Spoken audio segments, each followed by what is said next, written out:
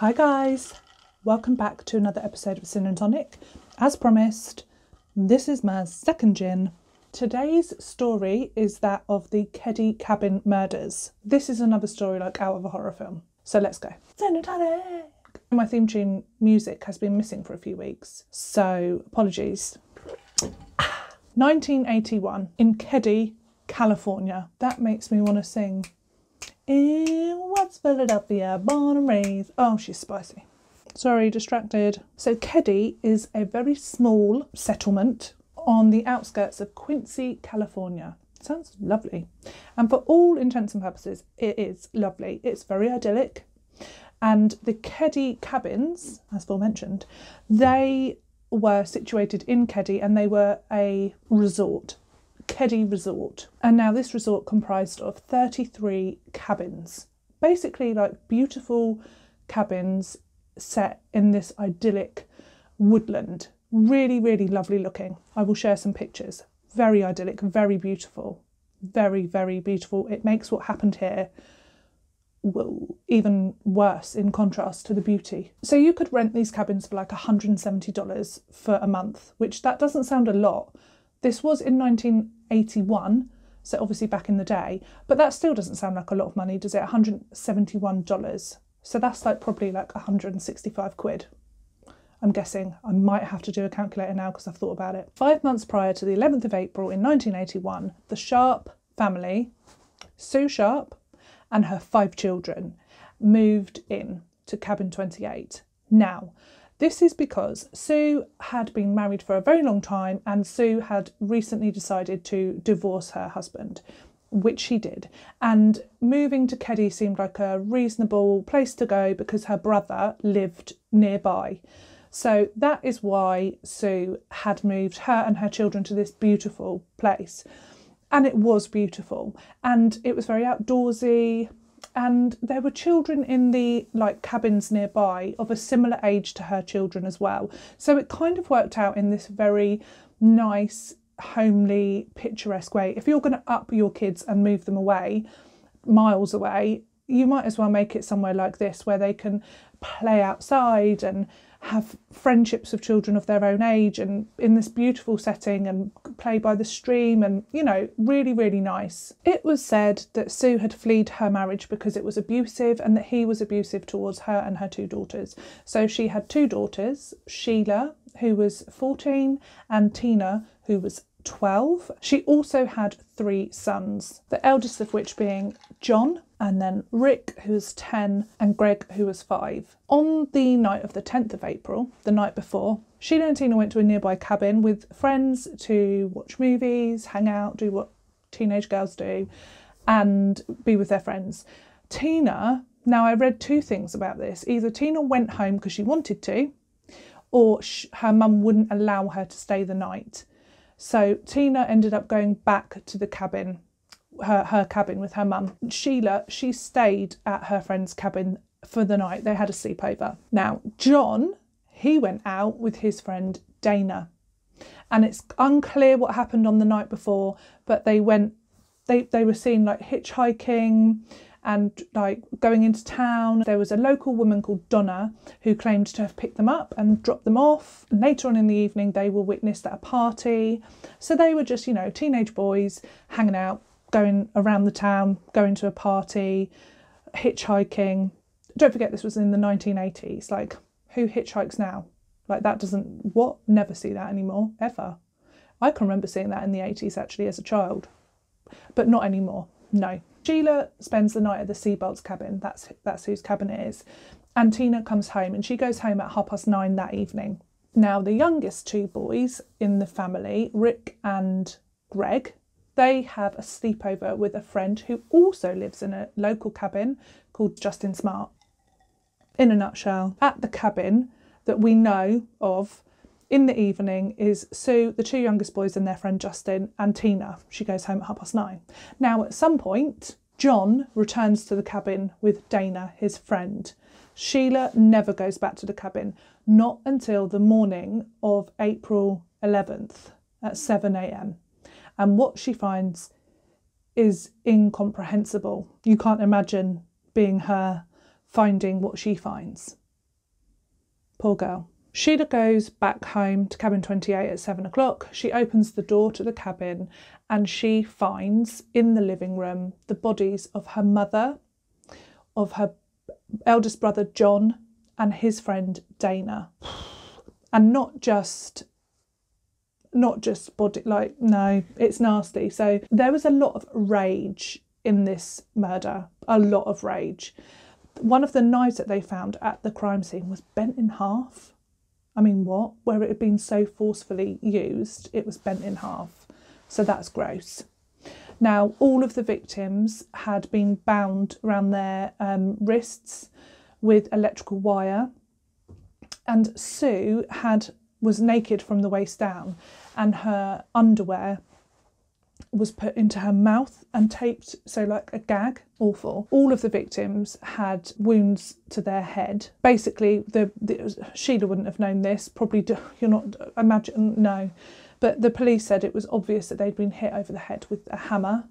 So they've got multiple head wounds with this hammer. Now, Sue had been stabbed multiple times in the chest and her throat had been cut. And just a lot of rage.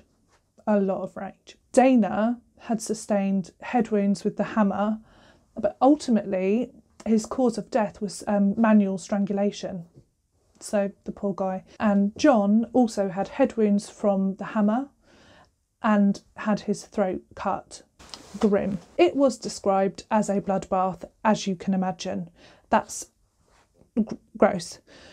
So there was not only blood all over the floor and the victims, but on the sofa, on the ceiling, on the walls, on bedroom doors. So a lot of blood.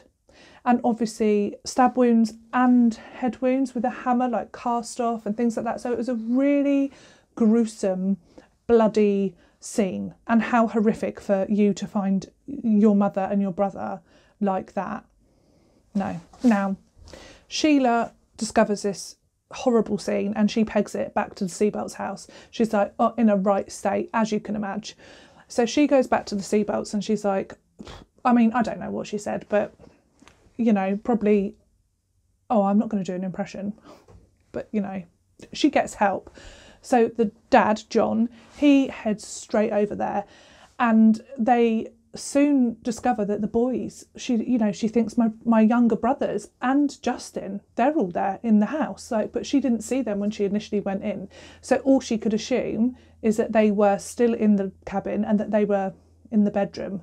God knows what you'd expect to find when you know what's happened in the front room. But so thank God the two younger boys, Rick, Greg and Justin, were all okay. And John Seabelt, he got them out of the side bedroom window. I'll share a picture. He got them out of there. Annoyingly, he entered the property through up the stairs and in the back door, and went in to see if he said this later on, he went in to see if anybody was alive. So he could have contaminated evidence, and because he didn't say that forthrightly at the beginning, it is like a lot of these cases, the investigation seems like a bit of a shit show. So, okay. So ultimately, John takes the young boys out of the bedroom window and takes them away from the cabin.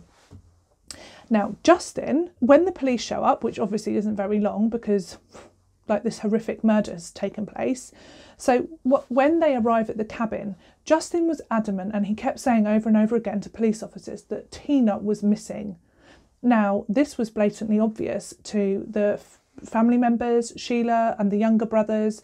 You know, Tina's not here. Justin was saying to the police, Tina's not here. And this is where my first sort of flag comes up, because they're just like, like they have no, like, fucking rocket up their arse about it. Oh, excuse me.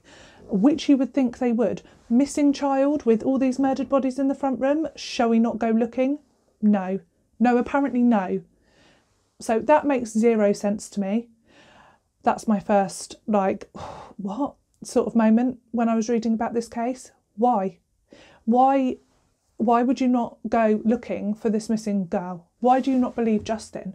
Why do you not listen to the family, the children? You know, Tina's not here. That does confuse me. If anyone knows or has any ideas about that, put them in the comments, because I have no idea why they would wait so long. 3 hours later, maybe they didn't have the manpower, maybe they were like, what is this crime scene? We just like focusing, doubling down on this. But I still don't see that. If you've got a missing child, you'd be off skis, wouldn't you? Priority, they're dead, she might not be. So that happens. 3 hours later, they start looking for Tina. 3 hours. That's a hell of a long time. Sue was discovered near the sofa, laying on her side, completely naked from the waist down, underwear in her mouth, taped over, as well as the stab wounds and her throat being cut. She had the imprint of the butt of a gun on her head as well. Sue also had defensive wounds on her arms, which suggests that she put up a fight. Dana and John had been bound wrists and ankles and stuff sort of together, bound together. And what was obvious from the blood and stuff, there was blood on the bottom of one of the boys' shoes and there was blood on the soles of Sue's feet. So that would suggest that they were mobile during this horrible affair. Not pleasant. They found evidence that the bodies had been moved. There was a yellow blanket sort of covering Sue, and the way that the boys were, it was suggested that their bodies had been moved as well. And it was also suggested that Sue's body had been left in a compromising position and that somebody had then uncompromised her. Maybe Sheila or John Seabolt, we don't know. So, but it was clear that bodies had been moved about. And that's another question, why?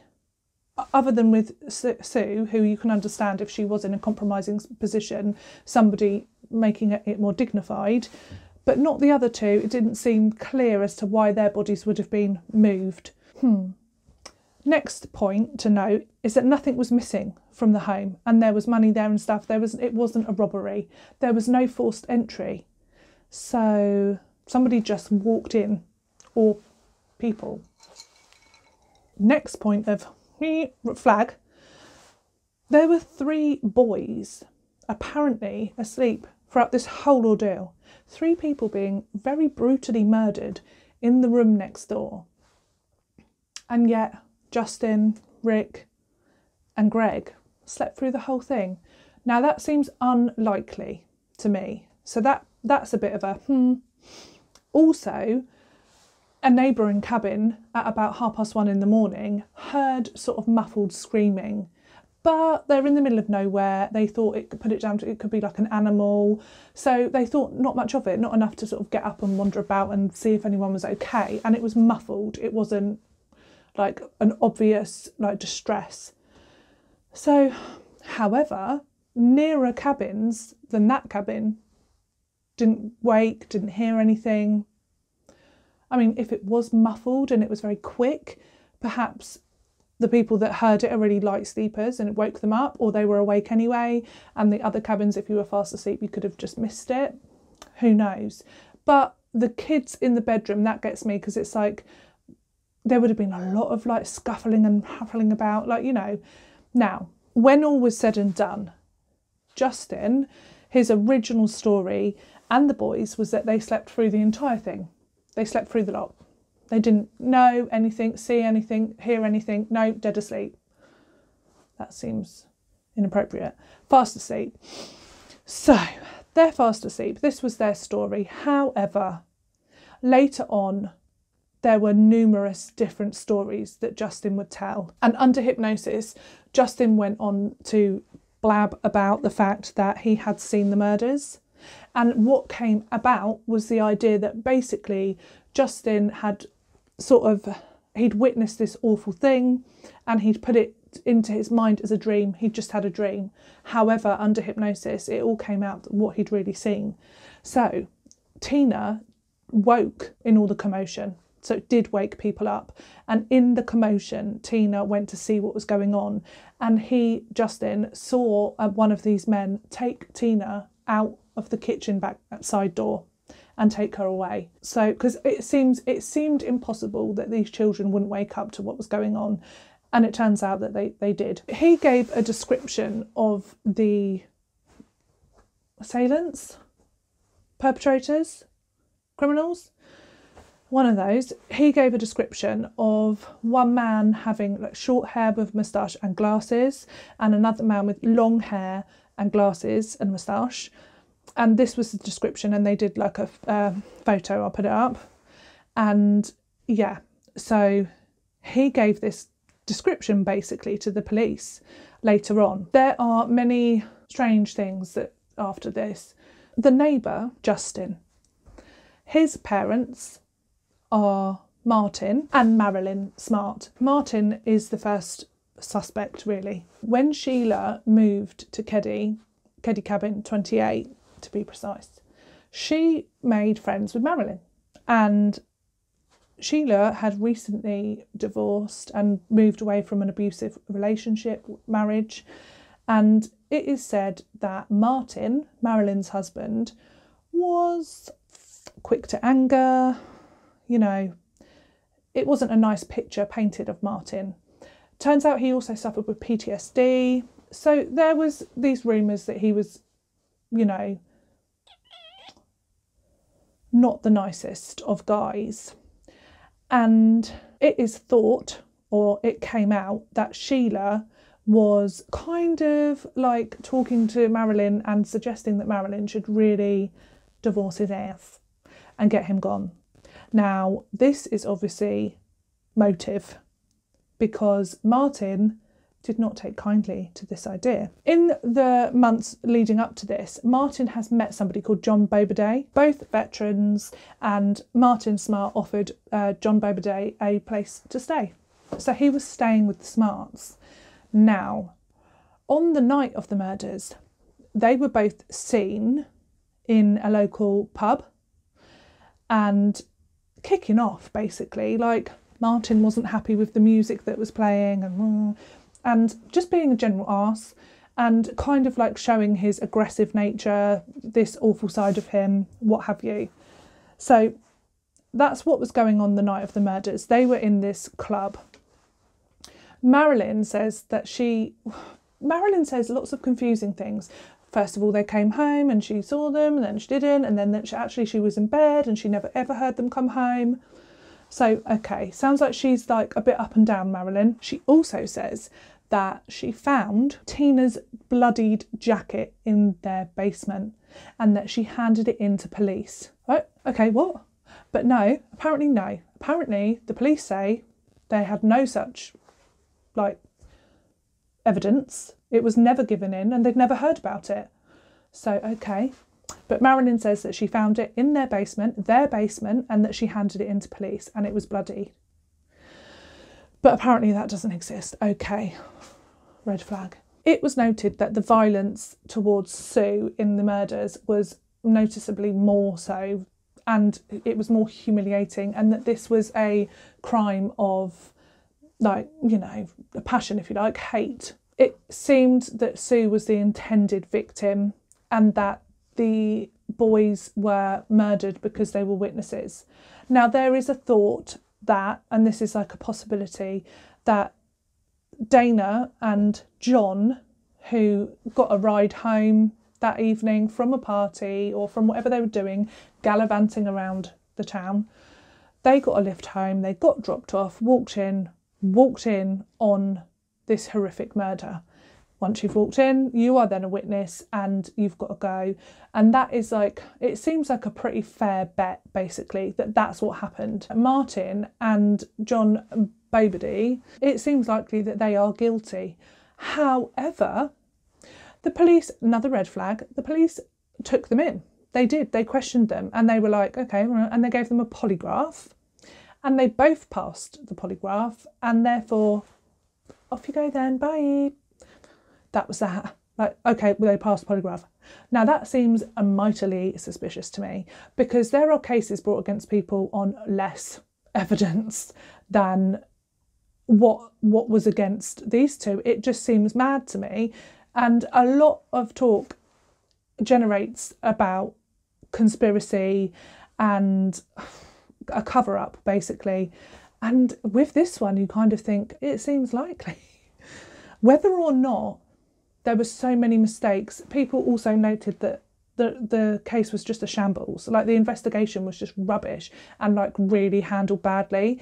So it could be a case that it was just such a shit show that it was a bit embarrassing, and it was just like move along, nothing to see here. Do you know what I mean? Like, maybe they had bungled so much evidence that there wouldn't have been enough to convict, even with quite a strong suspicion that these guys had done it. On that note, there wasn't that whoever had committed the crimes had worn gloves. They only found one identified fingerprint, and that was on the banister leading up outside the house, and that was just the one.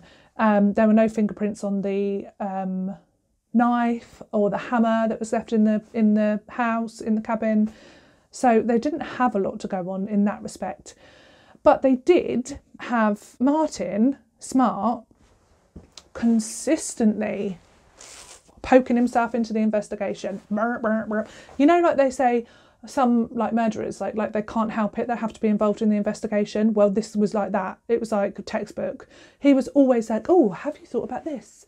Or just a thought, like poking his oar right in. Like, you would just be like, did you? Was it? Apparently no. Anyway, quite quickly in the investigation, he's like, oh, by the way, I've had a claw hammer stolen at my house. Course you have. Course you have. Why would you say anything? I suppose, like, to make it seem like you're not guilty. Oh, I'll just tell them that my claw hammer got stolen. Or what? What else was stolen? Someone came into your house, into your basement, and took a hammer. You fucking idiot. Do you know what I mean? It's just like, the minute I read that, I was like, yeah, guilty. Guilty. Everyone put our hands up who thinks he's guilty. Ooh. It angers me because it's just annoying. It gets worse. So, this investigation is just a bit of a rubbish investigation. There's 3 dead people and Tina is still missing. 3 years later. Yeah. Somebody finds a human skull. It's just really sad. After DNA testing, they find that it is that of Tina. So it was found away from the cabin. It wasn't like just near the cabin. It was like 100 miles away or something like that. So it was away and somebody found it. It's just really sad and it's just awful because, yeah, the poor girl. So they find the remains of Tina Sharp 3 years after the murders. In 2013, new investigators pick up the case. And they find dozens of boxes of evidence that have never, ever been like sorted through, gone through, looked at in depth, nothing. Now, this is even more reason to think, well, this is one of the main reasons why people think it's corrupt. It's like a cover up. And B, if it's not, what the hell were they doing? What were they doing? Like, it's just really like bad. So they find this evidence. In that evidence is some DNA evidence on a tape. We'll come back to that. And they also find a lot of the evidence has been ruined by water and just a lot of evidence like is just unusable. Even more reason why people that think it's a conspiracy and a cover-up do think that. They're like, oh yeah, that's like, makes perfect sense that like all of that evidence is contaminated. If you like. It's iffy, isn't it? It is iffy. They also find a tape recording of an anonymous call of someone ringing up about the bones and them saying that they know it is the body of Tina Sharp. And then hanging up. Anonymous call. Ooh. Right. That's spicy, isn't it? Again, years later, years down the line. This is 2013. This happened in 1981. Every single year that passes after these murders is just like more and more and more difficult to like kind of go back and decipher what really happened. In the meantime, the 2 main suspects that were just let go because they passed a polygraph, which, by the way, Martin Smart was just like, by the way, lads, down the pub, I passed. It's really easy to trick them, by the way. Twat. He used to just be boastful about the fact that you could just trick a lie detector test. Sounds like he bloody well did. Years later, John Boberday and Martin Smart, ultimately they die. So they just die. Really annoying, because now it's like the two people that you thought you might be able to bring some justice. No, because they have died. Martin, he's been seeing a therapist when he was alive, and this guy comes forward. And this therapist is like, yeah, he did it, he confessed to me. So at first you're thinking, okay, well, job done, because he's a therapist, he told his therapist. I mean, people can lie about things like that, but people do as well. People do, some people are just odd. But so I think actually somebody did confess, but that it was found that that person that confessed, I'm not laughing, but it was found that that person that did confess was actually in prison at the time of the murders for Grand Theft Auto. So he couldn't have done it. What a waste of everyone's time. Why? Anyway, so Martin, he confessed to his therapist, and this therapist, I watched a interview with him, and it was odd. The therapist himself was made me question it. It's like, do you just want your 5 minutes of fame? But then on the other hand, I was like, don't know. It sounds like there's something in it. It sounds like Martin did confess. Also, there's the letter that he wrote to Marilyn. So Marilyn, his wife, she was basically kind of being coached by Sue to leave this useless man. Get him gone. He's abusive. I've done it. I've been there. I've done it. I've left him. Best thing I ever did. Do it. So she's been being coached by him. And that kind of makes sense because of Marilyn's up and down stories. 1 minute she's really covering for Martin. And then another minute she's like, I found this bloody jacket. I think he did it. Oh. And then the next minute she's like, oh no, he was here and I heard him come home and he was in bed with me. Shut up, Marilyn. Just one or the other. Love. So, yeah.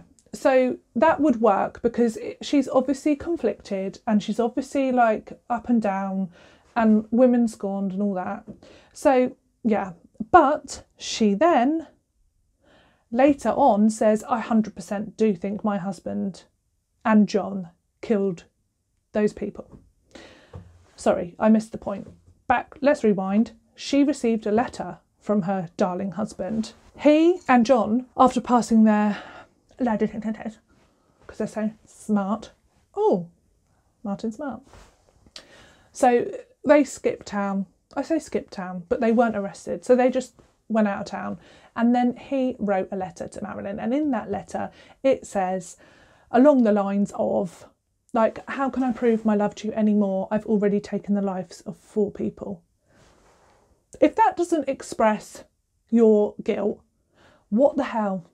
Do you know what I mean? I just give up. I give up on this one now because it's just okay. It's difficult because until there is a line in the sand and you're oh yeah, I think that definitely happened. Oh yeah, or it's clear as day. There's always room for I've watched enough Jonathan Creek, Midsummer Murders, CSI to know that what you sometimes think you're looking at is not. And then you're oh my God, I literally thought that, but it was this. I know that that's fictional, but it does happen in real life as well.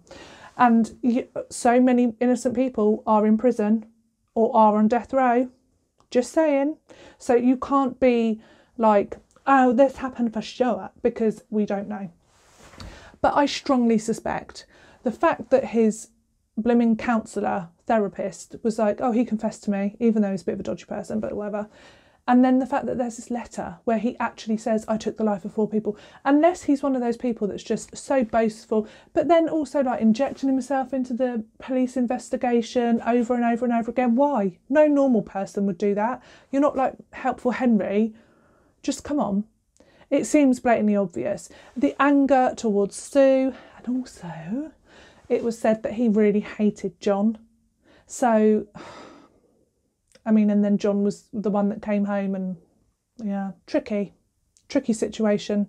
He confessed to his therapist, if we believe the therapist. He confessed to his therapist that he killed Sue and he killed Tina. He said he had to kill Tina because she was a witness And it does make sense in terms of what was said to have happened. The fact that they went to kill Sue because she was trying to convince his wife to leave him.